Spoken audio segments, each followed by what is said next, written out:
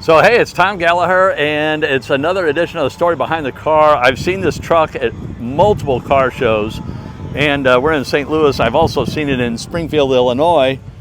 It's a 72 Cheyenne, but the problem is I never see the owner. Maybe we'll be lucky enough he'll come walking up, or she'll come walking up as I'm shooting it. But it's such a gorgeous truck, and wait till you see the inside. But I wanted to get a video on it and just share it on the channel. Just such an amazing example. Built especially for Jim Thomas. That's interesting. There's the Chevy Cheyenne. And here's that interior I was talking about. Boy, the seats in the center console alone are really hard to find. Again, it's a 1972.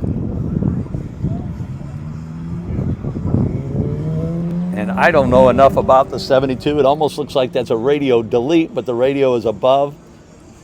And it has vents for AC, so maybe that's just a decorative piece in the middle. But that's pretty unique.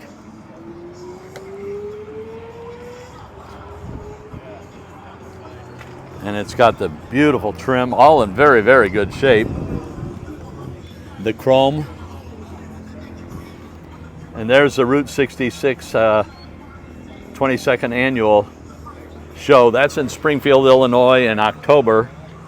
And I've been going to that, I don't know how many years, with a group of friends, and that is just an amazing show. They close off the entire downtown area of Springfield, Illinois, and for Friday night they have a police and state highway patrol escort into the downtown area, and then the show is Friday, Saturday, and Sunday.